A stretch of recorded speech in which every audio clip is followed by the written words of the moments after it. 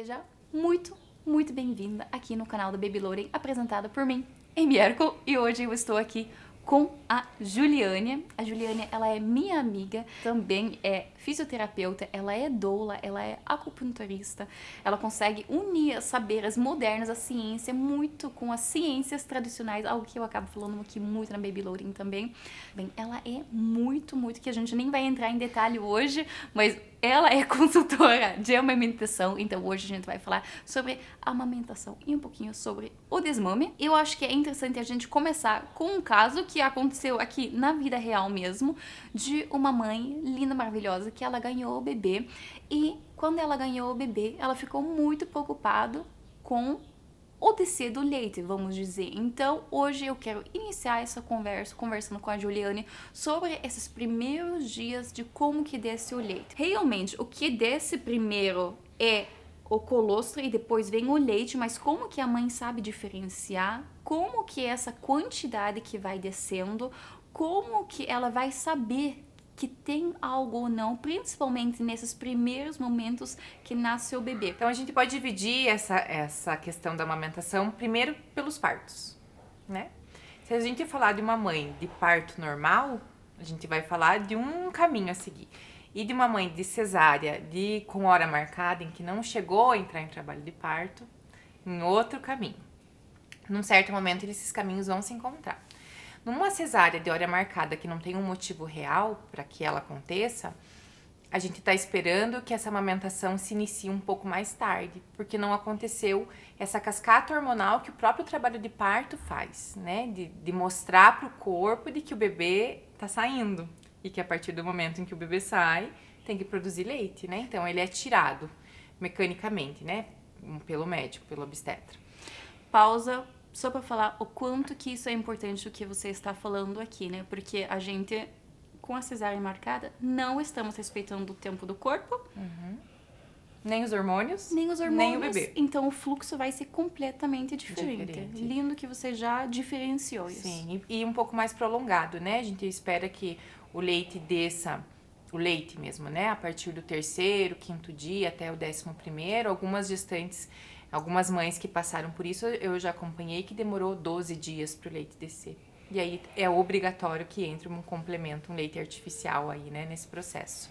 Num parto normal de uma criança a termo, né? Que nasceu ali no seu tempinho, a partir do momento em que o trabalho de parto acontece, às vezes até um pouco antes, o peito da mãe já está se preparando, né, para essa liberação do colostro. E aí, quando o bebê nasce, a própria sucção do bebê, por isso que é tão importante a golden hour, a hora de ouro mesmo, do bebê vir o quanto antes para o peito da mãe, para que essa cascata hormonal que antes era de manter o bebê bem na barriga, agora seja de manter ele nutrido fora da barriga. Né? Então, o que vai fazer o leite descer é a sucção, é a boquinha do bebê, a saliva dele em contato com a pele da mãe, é que vai fazer com que o leite desça. É importante lembrar e falar sobre isso, um bebê nasce com um estômago de 3 ml. É muito pouquinho. Então, não é esperado que a mãe já saia da maternidade com o peito jorrando leite, porque nem cabe num estômago de 3 ml um monte de leite, né? Então, é pouca quantidade mesmo. O colostro é uma gordura praticamente, né? Ele é rico em nutrientes, rico em anticorpos. Ele é bem viscoso, quase laranja. Lá pelo 3º dia, ele vai começar a se transformar. Vai virar um leite de transição, que a gente chama. Continua com essa cor bem escura, porém já começa a ficar um pouco mais líquido. E aí sim a pojadura, que é a descida real do leite, né? E aí a mama da mamãe vai ficar muito cheia, vermelha, quente, às vezes um pouco mais difícil para o bebê mamar, porque daí tá muito enrijecida a região, então é importante daí, a partir disso, trabalhar essa mama para evitar fissura, para evitar que faça uma mastite, um ducto obstruído. Uma coisa que é interessante a gente falar, né, você comentou, o colostro é mais amarelo. Pra quem não sabe, o colostro é mais amarelo porque ele tem uma grande quantidade de vitamina A. A vitamina A está presente no que? Na cenoura, em tudo que for mais amarelado e laranjado, né? Então, essa cor mais intensa do colostro vem da vitamina A mesmo, que é muito importante nesses primeiros dias. Mas eu acabei de ganhar o meu bebê. O que eu preciso fazer como mãe é colocar meu bebê no peito e confiar no processo. É praticamente o que você está dizendo, né? Claro que existe uma cascata hormonal que precisa acontecer. Se essa mãe passou por um parto muito difícil, se ela tá muito cansada, se ela tá num ambiente muito estressante, com muita gente falando, esse mecanismo demora um pouquinho mais, porque ele é fisiológico e ele é desde a época das cavernas. Então, como que funcionava? Se lá, na época das cavernas, a mãe estava passando por um período de risco, um predador, alguma coisa assim, o cérebro instintivamente parava de produzir o leite porque tinha um cheiro que o predador poderia reconhecer. Hoje em dia a gente não tem mais predadores, né? Mas a gente tem pessoas que ficam ali na nossa cabeça, tem cansaço, tem falta de sono, tem alimentação insuficiente. Tudo isso pode acelerar, não, mas ativar esse mecanismo, que é de interrupção da descida do leite. Então a mãe precisa estar ok ali, né? Entregue naquele momento e confiando, que foi o que você falou. A confiança nela mesmo, ou na equipe, ou em ambos, né? Faz com que o leite venha com um pouco mais de facilidade. Isso não tenho dúvidas. Então, ela simplesmente precisa confiar e amar o seu bebê, né? Isso, olhar para aquele serzinho ali. E essa questão do olho a olho também tem, dentro da parte da psicologia, fala muito sobre isso, sobre esses carimbos mentais que são feitos no córtex pré-frontal do bebê, que é esse contato olho a olho da mãe com o bebê que vai fazer. Não existe nada no mundo que faça que não seja o olho a olho, o contato pele a pele. Por isso que é tão importante o quanto antes colocar esse bebê no peito, porque esse estímulo cerebral começa a partir do momento que ele sai da barriga. E daí a mãe sente todo esse amor, consegue se relaxar e se entregar para aquele momento. E até você usou essa palavra, esse amor, eu vou falar por experiência própria, mas também porque já escutei muitas mães falando. Nem sempre é o amor que você sente quando você pega aquele... Boa, né? Verdade. Não, sim, concordo completamente. Porque o amor, ele é muito construído ao longo dos dias. Sim. É uma sensação que você tem, né? Sim. E o nosso corpo, ele é tão inteligente que sempre depois que o bebê mama, como um mecanismo de recompensa, ele deixa o nosso cérebro mergulhado em ocitocina, que é o hormônio do amor. Então, na verdade, o que acontece é que cada vez em que a gente consegue nutrir aquele bebê, o corpo nos dá de presente um banho de ocitocina. Então, e a gente vai aprendendo a amar esse bebê por causa desse mecanismo hormonal. Foi muito importante que você falou isso, porque realmente a gente nem sente amor necessariamente, né, no momento. Eu também fiquei agora refletindo o que você falou, simplesmente do nada tem crianças ali, e aí? Mas, né? Sim, e agora? Sim, realmente, muito bem colocado. Tem hospitais onde tem enfermeiros que estimulam muito essa capacidade materna mesmo, sim, de amamentar. E tem equipes que rapidamente começam a falar de fórmula ou como complementar isso. Qual que é a sua opinião sobre isso e o que você diria para a mãe raciocinar com ela mesma no momento que isso acontece com ela? Cada caso é um caso, né? Sim. A gente não pode generalizar. Porém, não há necessidade de entrada de um complemento nas primeiras 12 horas, em geral. Porque a criança nasce, a criança a termo, então a gente volta a falar de uma criança que nasceu de parto normal ou de uma cesárea em que ela entrou em trabalho de parto, né? A criança nasce com uma reserva de até 12 horas. Então ela não vai, na grande maioria das vezes, né, dos casos, não vai acontecer nada com ela se ela não mamar por 12 horas. E obviamente ela vai mamar. Né? E como a gente já falou, poucas gotas serão o suficiente. Sim. Mas em alguns casos específicos, a criança pode entrar no estado de hipoglicemia, que é uma coisa que a gente estava conversando, sim, aqui, né? E aí, nesses casos, é necessária a entrada do complemento caso a mãe não consiga amamentar por algum motivo, teve alguma intercorrência no parto, ou foi uma cesárea, não desceu ainda nem o colostro, né? E aí é o monitoramento do bebê mesmo, que vai fazer essa escolha ou não. Mesmo que precise entrar o complemento, nesse momento jamais entra uma mamadeira. Pode dar do jeito que quiser, na seringa, no conta-gotas, no copinho, menos na mamadeira. Porque aí a gente entra num processo em que a criança vai aprender a sugar de um jeito na mamadeira e se ela fizer isso no peito, não sai nada. E aí é uma bola de neve, é um ciclo que acaba no desmame precoce. Então, se for necessário o complemento, jamais na mamadeira. Muito, muito bem colocado. E faz todo sentido o que você colocou, porque é completamente diferente. Do nada você está treinando alguma coisa que não precisa ser treinado, né? Exatamente. O bebê nasce com reflexo de sucção, né? Ele não nasce sabendo mamar. E isso é uma das coisas que eu aprendi na prática, né? Quando meu filho nasceu. Porque eu estudei muito sobre gestação e parto, muito, loucamente. E não estudei nada sobre amamentação. Porque na minha cabeça, eu tenho um peito, ele tem uma boca. Sim. Pronto. E não é isso, né? A gente precisa avaliar essa boquinha. Esse bebê pode ter ficado mal posicionado na barriga por muito tempo, vir com tensão muscular, pode ter freio, né? Que atrapalha o movimento da língua. Pode um peito ser muito grande ou muito pequeno. A gente precisa ajustar essa dinâmica, a posição da mãe, a posição do bebê. Tudo isso que parece, assim, que são pequenos detalhes mesmo, é que fazem a amamentação acontecer ou não. Grande parte dos desmames acontecem justamente por isso. A mãe começa a sentir muita dor, ela começa a se incomodar em amamentar, porque aquilo gera desconforto nela, o bebê tá sempre irritado, porque não consegue mamar direito também, por algum motivo da dinâmica muscular dele, né? E aí o desmame acontece porque daí entra a mamadeira já é mais um estímulo para essa amamentação ficar ruim. E aí a gente perde a amamentação nos detalhes. Isso é uma coisa que, assim, no mundo da amamentação a gente fala sempre, a amamentação tem pressa. Uma consultora de amamentação jamais vai poder marcar uma consulta para daqui a uma semana. É impossível. Tem que ser no domingo mesmo, tem que ser no sábado, tem que ser no feriado, porque é justamente naquele momento do desespero da mãe é que a gente perde a amamentação. Então ela é feita muito mesmo na confiança da equipe. E se você não tem uma equipe, que você busque conhecimento, ainda bem que a gente tem canais como esse, né, que traz informação de qualidade, para que você consiga pelo menos se identificar dentro do que está acontecendo ali e tentar resolver da melhor maneira possível. Algumas equipes realmente dentro de maternidades e hospitais não incentivam a amamentação, né? Mas isso está mudando, graças a Deus.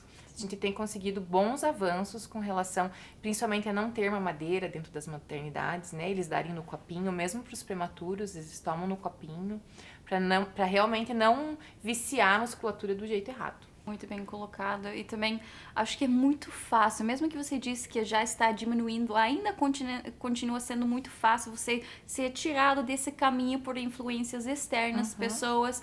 Eu lembro quando os meus bebês nasceram, desde o início já me prescreveram complemento falando bem assim, fórmula, falavam bem assim, olha, vou prescrever fórmula só no caso, né, porque são 2, né? Tipo... É sempre só no caso, né? Sim, tipo, em vez de... poderiam falar as coisas de um jeito um pouquinho diferente já pra estimular qualquer coisa. Se você precisava que a gente precisa mudar de caminho, me liga. Alguma coisa assim, sabe? Pra não colocar a fórmula como um caminho muito...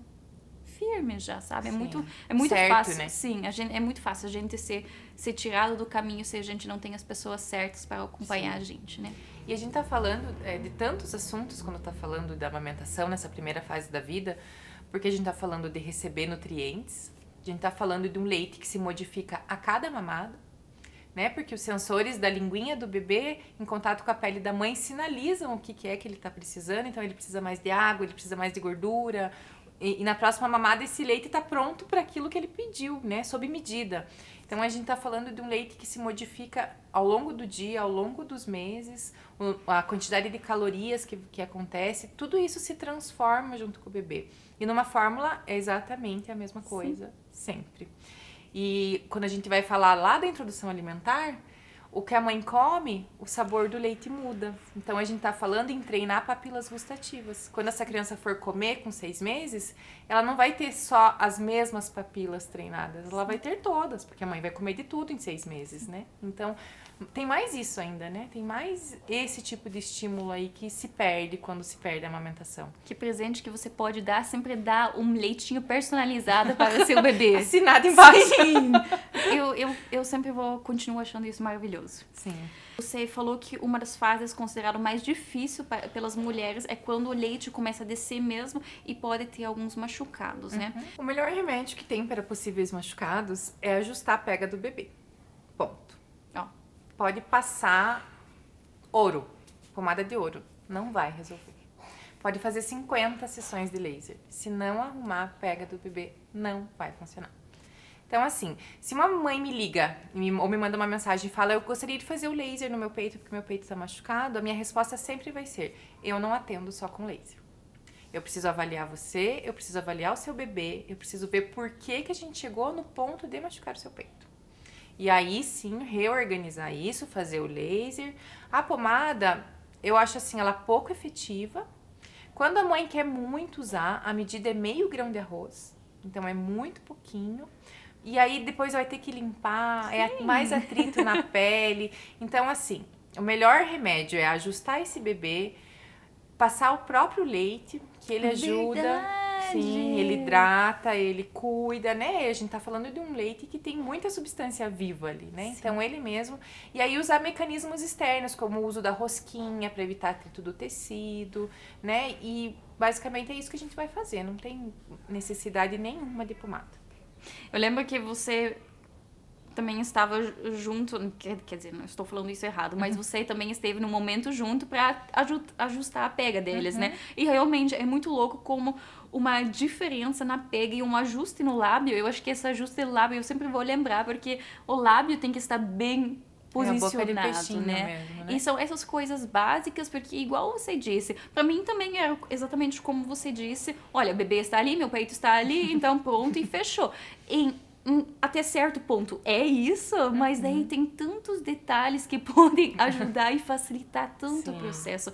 Coisa que você acaba não raciocinando, mas quando alguém fala, nossa, faz tanto sentido. Não, a gente nem consegue raciocinar no puerpério, né? Tem tanta coisa já pra pensar, gente. E também o que você falou, eu lembro que eu tive um machucadinho, então eu não fui aquele mãe exemplo que teve um monte de machucado e teve um monte de problema na amamentação, assim. Minha amamentação foi extremamente tranquilo. Quem sabe graças a você. Graças a todos nós, né? Os bebês, você, eu.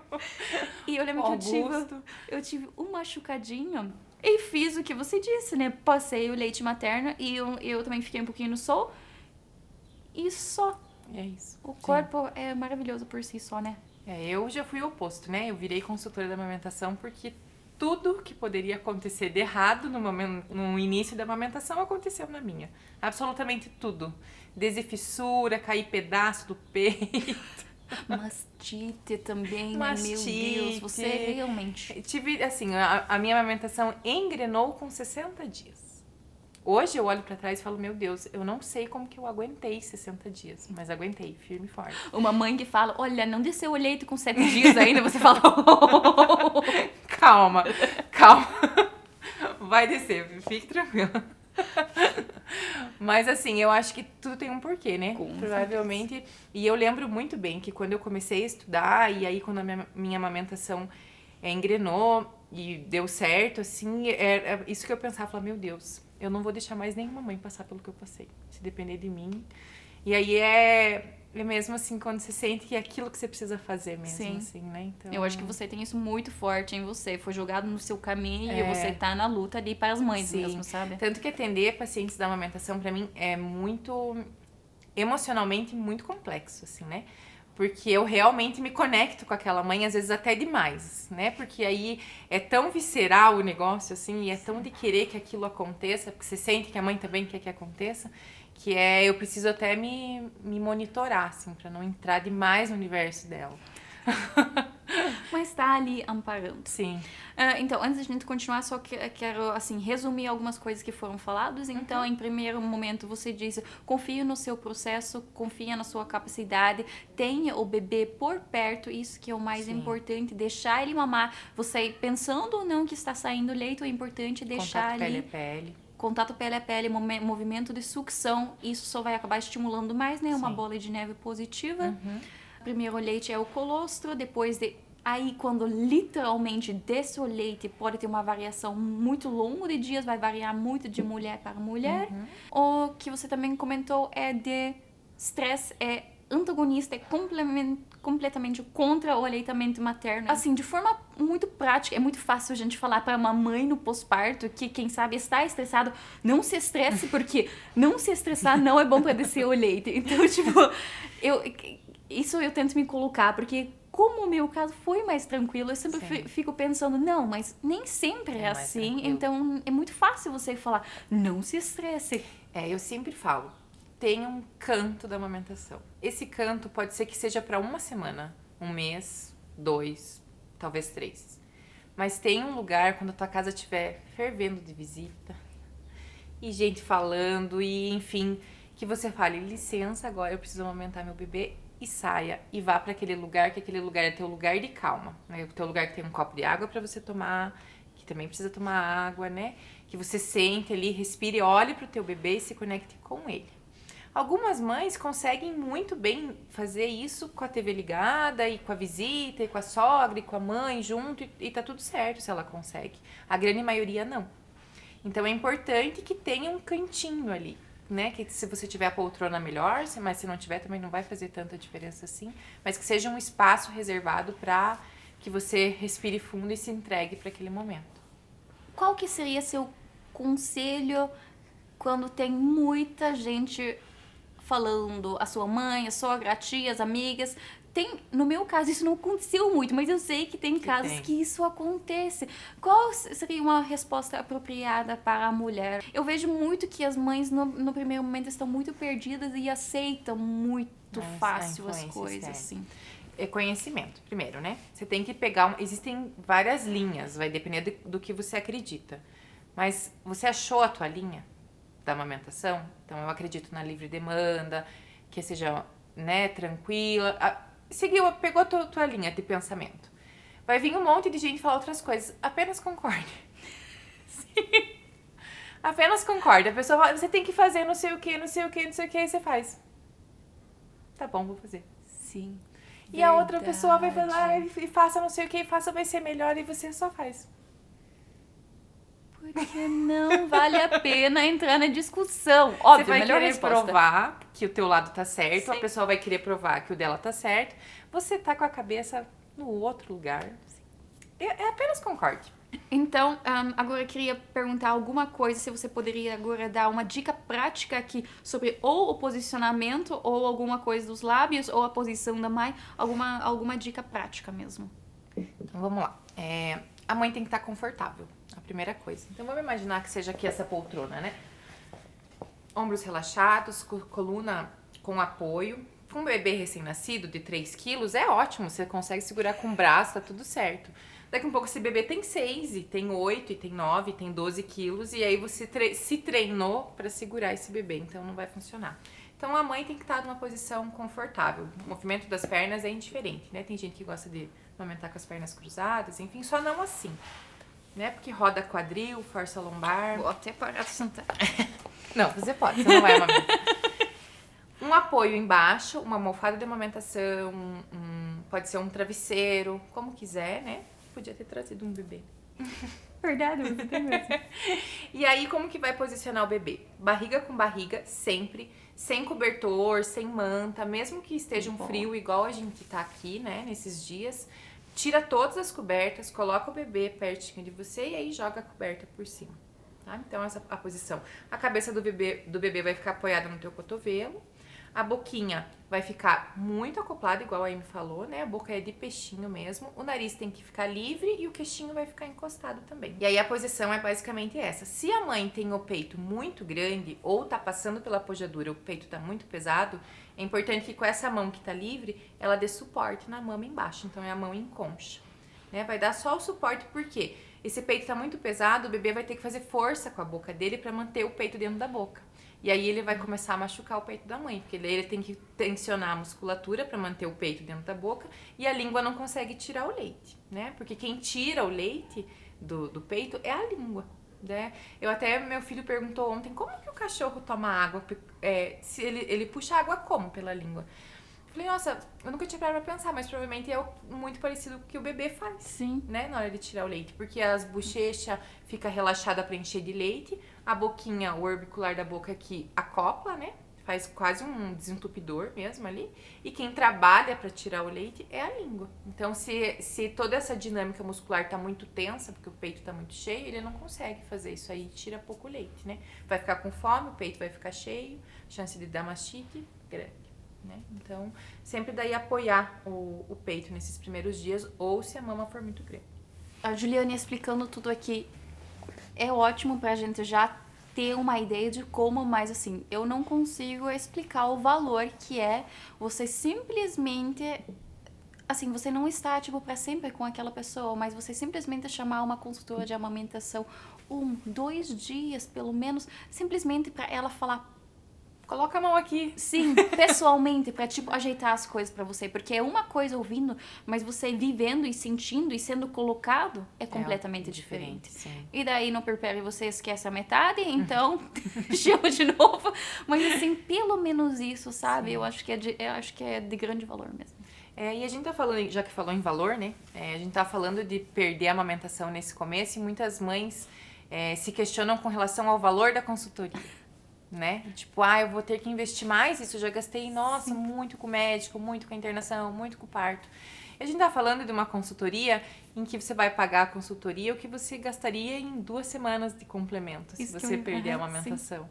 Então é um cálculo tão absurdo, sim, né? Só que na hora também não consegue pensar muito sobre sim, isso, né? Então são todas coisas que quanto antes conversar, melhor. Quando eu chego numa casa em que o bebê já nasceu e que o caos já tá instalado, é o que eu sempre falo, eu chego trocando o pneu com o carro andando. É correr atrás do prejuízo mesmo. Agora, se você, antes do bebê nascer, tem uma conversa com a consultora, ela explica tudo isso que a gente tá conversando. Olha, avalia tua mama, mostra, tua mama é assim, é assado, talvez precise fazer isso, aquilo. Quando o bebê nascer, isso já tá registrado ali, sim, né? Muitas vezes, e eu gosto muito quando o pai vai junto, porque daí o pai também registra, sim, né? E nesse momento em que a mulher não tá ali, ele fala, lembra daquilo? Lembra? Busque aí na sua memória, que a gente conversou com ela sobre isso. Esse caso que a gente falou, né, do bebezinho que entrou com complemento, eu basicamente conversei com o pai na consulta. Porque a mãe não tava nem de olho aberto. Sim. De tão exausta e cansada que ela tava, e com dor também, que eu simplesmente direcionei a minha conversa pro pai. E aí tá tudo bem, né? Daí depois eu mandei mensagem pra ela e falei, depois a gente conversa. Relaxe que a informação tá aí. Depois a gente ajusta como precisa. Então faz muita diferença, né? É muito importante incluir o pai nisso. Sim, muito bom que você realçou isso mais ainda. E a gente tá falando de uma questão que vai durar 1 ano, 2 sim, anos. Sim, exatamente. Não tem como não incluir o pai, né? Não mesmo. Agora quero passar para lá pela fase de 3 meses, que foi uma experiência minha, que foi o único momento que eu duvidei da minha amamentação. Porque do nada a Zoe meio que parou de crescer e eu pensei, meu Deus, o que está acontecendo? Não consigo mais nutrir meu bebê. Depois eu vi que nessa fase a gente passa por uma outra fase de amamentação. E também... já lembrei o que eu quero dizer. Então, eu comecei a entrar, tipo, meio nisso, tipo, como que eu vou... Será que eu consigo agora dar leite para os gêmeos? Nunca duvidei de mim e naquela hora eu comecei a duvidar de mim. E o momento que eu simplesmente acalmei foi depois de alguns dias, eu não sei porque eu não fiz isso antes, foi simplesmente apertei meu mamilo e do nada eu vi leite saindo de lá, sabe? Então, assim, eu como não consultora de amamentação, eu falaria pra qualquer mãe, na hora que você duvida do seu leite, dê uma aperta. Faça o teste. Mas agora eu queria que você falasse um pouquinho mais sobre essas fases eu não sei como que chama, fase de adaptação ou... Essa fase dos 3 meses, acontece muita coisa aí, né? Então, quando tá finalizando os 3 meses, o bebê passa pelo fim da esterogestação. O que é o esterogestação? O nosso corpo não tá preparado para que um bebê nasça completo e pronto. Então, porque ele não passaria, né? A cabeça do bebê ficaria tão grande, por causa do estímulo mesmo, de quantidade de neurônios, né? E de desenvolvimento, que não passaria pelo canal do parto. Então, a gente nasce incompleto. Como se fosse um canguru mesmo, né? E aí, esses primeiros 3 meses são de maturação cerebral, maturação do sistema digestivo como um todo e da questão emocional do bebê se desconectar da mãe. Então, quando chega no fim dos 3 meses, então acontece esse fim dessa esterogestação. Então, o bebê começa a se reconhecer como um corpinho fora do corpo da mãe. Isso pode, em algumas crianças, gerar ansiedade, né? Pode gerar medo, enfim. Algumas crianças nessa fase fazem greve de amamentação, são poucos dias, mas eles simplesmente param de Foi mamar. O que aconteceu comigo. Normalmente 2, 3 dias, né? A mãe precisa continuar ofertando pro bebê o peito, mas algumas crianças fazem greve e outras crianças simplesmente descobrem o mundo e aí tudo é mais legal do que mamar. E aí eles mamam um pouquinho e olham pro teto e mamam um pouquinho e Será pega que no foi isso pé. que aconteceu? Não sei, mas enfim, foi isso. E aí é importante que nesses dias a mãe se mantenha amamentando sempre no mesmo lugar, pra ficar bem com bastante tédio pra criança. Tipo, de novo, essa luminária, essa parede, esse mosquito. E aí, e aí consiga passar por essa fase aí, que é uma fase de adaptação cerebral, emocional, tanto do bebê quanto da mãe. E aí tem um salto de desenvolvimento também, né? Pra ajudar. Então a criança tá crescendo, então ela precisa de uma demanda um pouco maior, às vezes fica um pouco mais irritada, pode até sentir um desconforto físico, né? Mas você vê, porque você já atendeu tantas mães, você vê que esses 3 meses é o momento que as mães decidam de ir para a fórmula? Por quê? Com 3 meses aconteceu o ajuste da quantidade de leite que precisa ser produzido. Então, nos 3 primeiros meses, o cérebro da mãe fica monitorando quanto de leite eu preciso produzir. Então, se essa criança mamou em livre demanda, mamava sempre e era só o leite materno, o corpo entendeu que ele precisa produzir, sei lá, 120 ml a cada mamada. Vamos jogar um número aleatório. Se essa criança começou a entrar com fórmula e começou a espaçar essas mamadas, ou então mamadas muito curtas, porque já vinha o complemento depois, quando chega os 3 meses, a produção dessa mãe vai cair. Porque aí, em vez de produzir 120, ela produzia 80, porque a gente tinha uma fórmula ali no meio, né? Sim. E aí, com 3 meses, a mãe fica desesperada, meu leite secou. Na verdade, não é que secou, ele apenas ajustou a produção. Sim.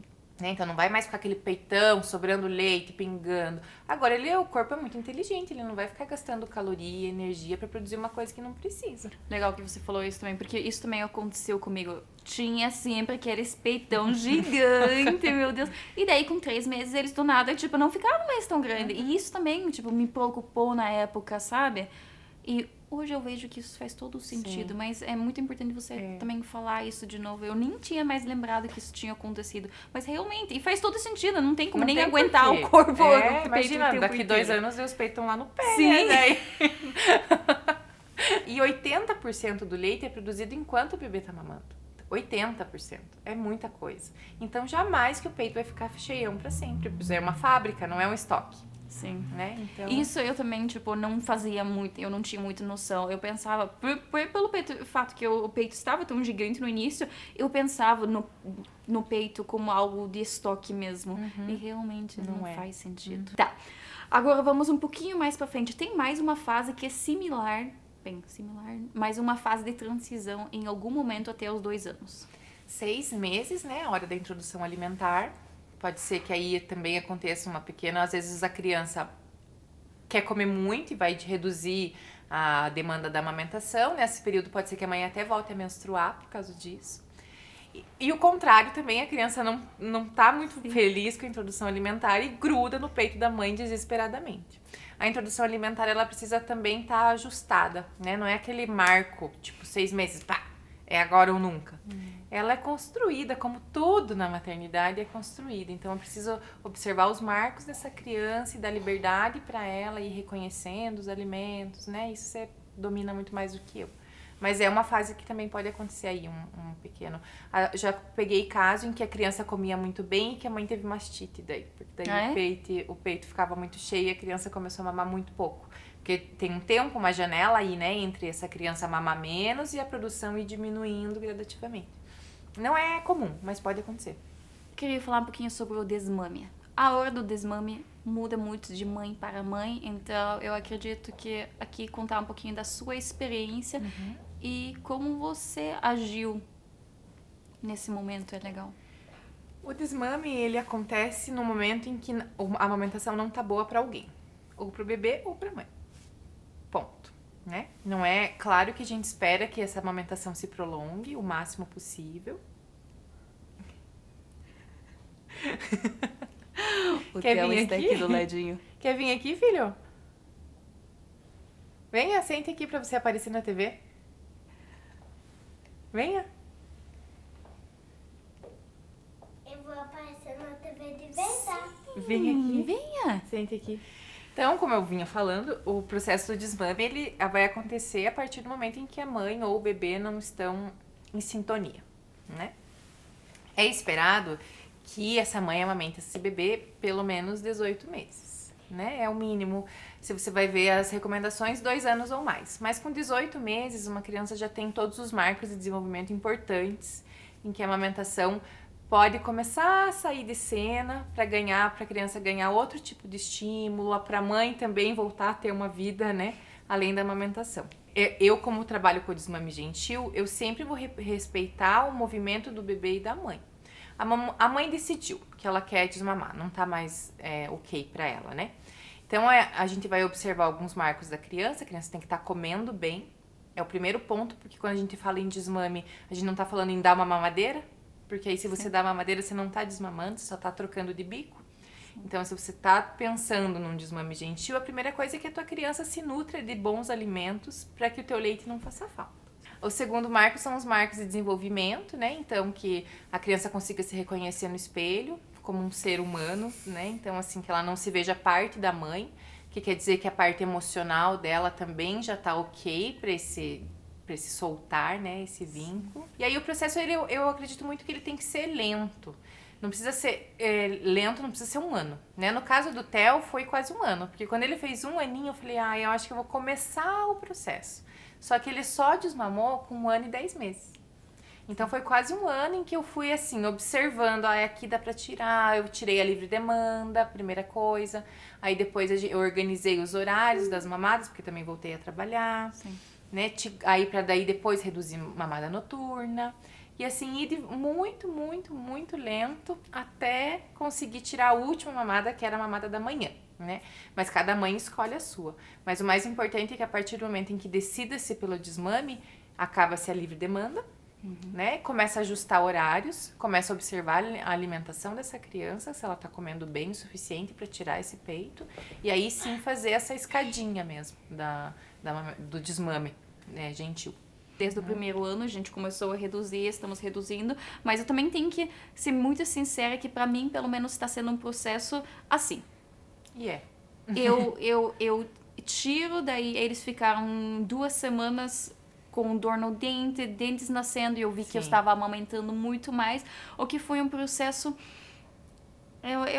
Pois é, eu também quero falar isso, porque foi um processo que foi primeiro difícil pra mim, porque eu pensei, pois é, mas você não tinha pensado, Amy, que você ia diminuir as mamadas e agora você voltou de novo a amamentar mais, sabe?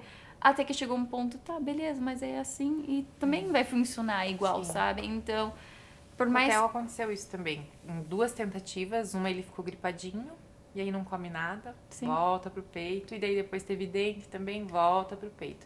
É por isso que ele é gentil, né? Eu acho que essa palavra nunca fez tanto sentido. É você ser gentil com você mesma, de entender o teu processo, o teu cansaço e o fim em que você espera que chegue.